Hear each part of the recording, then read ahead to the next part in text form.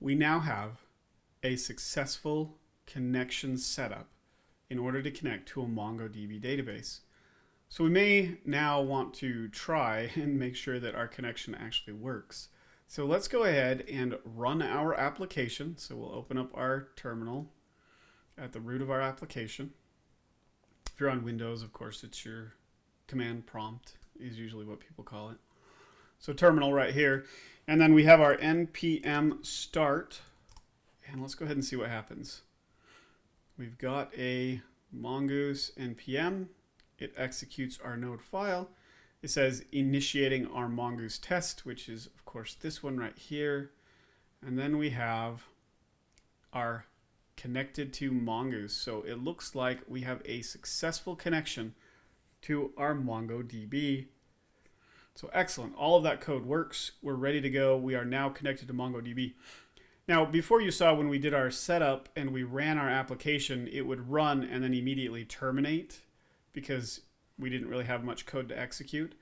The reason why it hasn't terminated yet is because we have an active connection to MongoDB.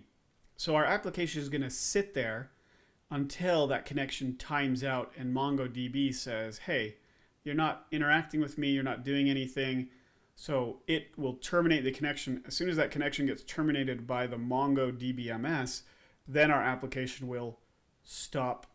It'll complete executing, and then the execution of the program will stop. Now, we can always come down here and do a Control-C inside of our terminal to terminate the actively running process. That way we're not stuck with it running, and if that database connection stays connected for a long time, we may need to stop it. So Control-C inside your terminal will stop it from running. So I'm going to minimize my terminal down a little bit, just so it's not right there in front of my face. And I'm going to go ahead and clear it. All right. So we've got a functioning connection now. Now we know we can get to our database, we can get to MongoDB. This is where we begin to learn about Mongoose Schemas. Now let's dive into what in the world is a Mongoose Schema. And if we go to the Mongoose documentation and we click on schemas right here in the guide, we can talk about what a schema is, and you can read all of this documentation, which is a really good thing for you to do. But really, let's kind of talk about this overview of what a schema is. In our screencasts about Mongo and the fact that Mongo doesn't really care about the documents that are inside of your collections. It only cares that there's a collection and it has documents, and documents are related to a collection, and it really doesn't care that all the documents are similar inside of a collection. Mongoose, on top of MongoDB, allows us to begin to create structure and organization to our database. And that's what a schema is here for. A schema allows us to define the actual structure of the data that belongs inside of a document of this type. And we begin to define types or data types that we have inside of our database and that we're going to be using inside of our application. And usually those data types relate to some kind of an object that lives within our business domain or inside the world that our application is in charge of. For example, if we are building a e-commerce website for shopping, some of the objects that our application would be in control of are products, product reviews, shopping carts, stuff like that. Those would each be their own types, and we would usually want to have a collection of products. And that collection of products should only have products in it. It shouldn't have shopping carts in it. And it shouldn't have other things in it like users. We would have a separate collection for users, which means we would have a separate schema to define what makes a user a user. In other words, what are its attributes and what's the data that makes it unique or makes it what it is. And that's what we're going to do with schemas. So schemas represent the data structure of our document, as well as it allows us to define what is required, not required, and begin to validate what is inside of our document. So if we have a user, we probably want to make their username mandatory or their email mandatory or their phone number mandatory, as well as a first name and a last name and a billing address.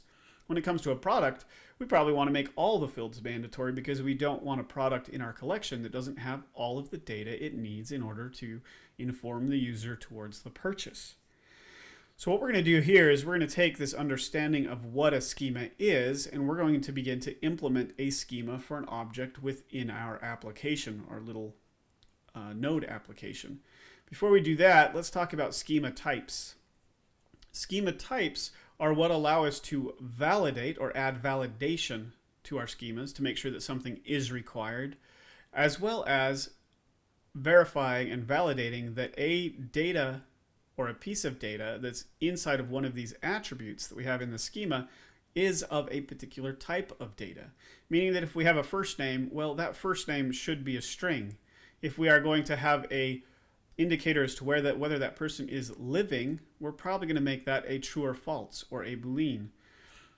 So we can begin to create these definitions of the data as well as begin to identify whether something is required or not and what type of data it is within that document. And so we're going to start doing that. So make sure you get onto the Mongoose documentation and read all about schemas and then read all about schema types. And hopefully, as we're going through this and I'm explaining it to you, it begins to set in and you understand exactly what it is we're trying to accomplish here. Now, it is good form when you are building an application, even a simple one like this, to make sure that you are putting each of your models or each representation of an object in your domain, that you're putting it in a separate file. And I like to organize that by creating a folder called models, and this represents all of my data models in my application. And I create a new JavaScript file for each model. In this example, we are going to be creating a user model which defines the users of our application. This is probably one of the first models you'll create in every single application you build, because in most applications you're going to have users. You're going to have admin users, you might have authors, you might have regular users, sponsored users, premium users. No matter what, you're going to have some form of user in your application. And for that, you're going to want your own model for that user. And as you add more and more models to your application to represent the important objects inside of your business domain, you're going to end up adding a lot of files to your application, and having those in a nice little folder called models keeps it organized, makes it so you can find it easy, keeps all those files from flooding your project space right here. So we've got this new users model right here, and if we are following our documentation on schemas, we of course are going to create a new schema, and then we're going to begin to define the attributes that make up our users. So let's go ahead and do that first. In order to begin using schemas, we are going to have to first import Mongoose, because that's the library that we get all this functionality from, just like we got the connection string from. So let's do const mongoose equals, and we're going to require Mongoose from our node modules folder. And once we have that, now we're going to go ahead and do const schema, and we are going to pull schema out of mongoose.schema. Now we have Mongoose and we've got our schema. This is the point, now that we have both of those libraries pulled in, we are now at the point where we can begin building our user schema. Now, being that we are building a schema for a particular type of object in our domain, in this case a user, I like to make sure I name things so they are 100% distinguishable from other things. So here I'm going to do const user, and this is the schema for a user, so I'm going to call it schema, so user schema, and then we're going to say new schema, because we are creating a brand new schema definition or brand new schema object that we will then use inside of our model to create our data models for our application.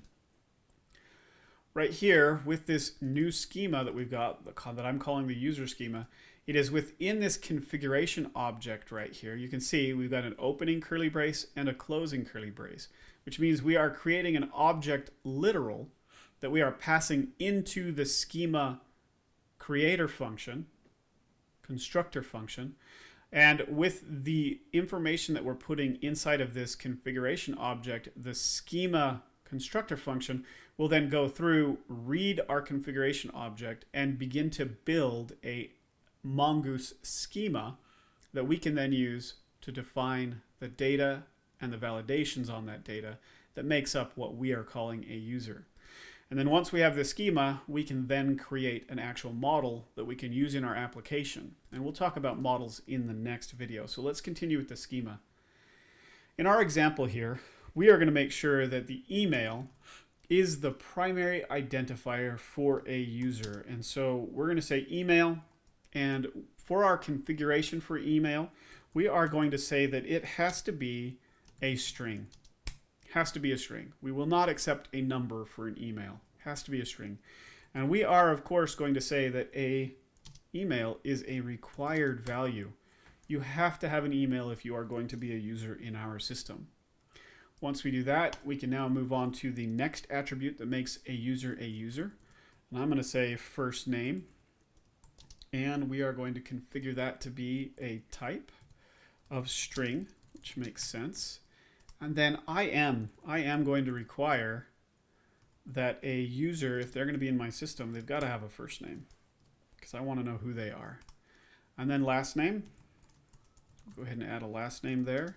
You can see the pattern here, right? We've got a big configuration option for the overall schema. And then we are identifying as properties of that object literal each property that we want to exist on a user when we create a user.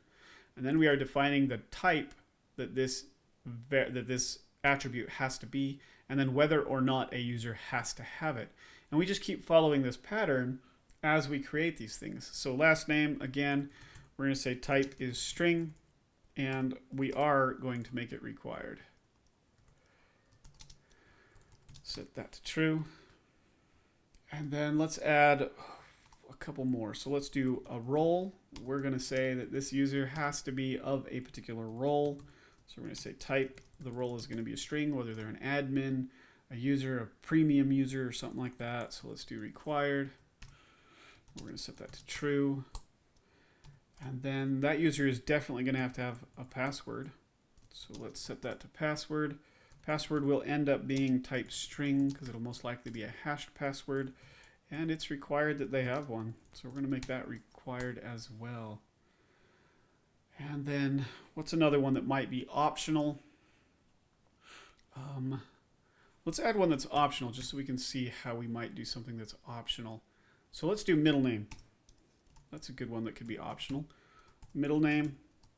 And then with a middle name, we really aren't going to worry about whether it's required or not. We really just want to set the type that the value has to be. So if we're not going to do more than one constraint on a particular attribute of our object, what we can do is we can simply set what type it is like that. We don't have to pass a configuration object to that attribute. Instead, we can pass just the type. And a cool thing about the Mongoose schema is that it can handle just the type, or it can handle the full configuration block with all the other validations that we're putting on it. So that gives you an example right there that here, because it's an optional value, it doesn't have to have a middle name, but we do want to make sure that that middle name is a string, not a number, not a boolean, or something strange like that. Now we'll leave that as our schema. So we have our full-blown user schema. We have defined what makes a user, what data a user document has to have in it, and we have defined the types for that data, as well as whether or not it is required when we create a new user. That provides us everything we need to build a schema for a user.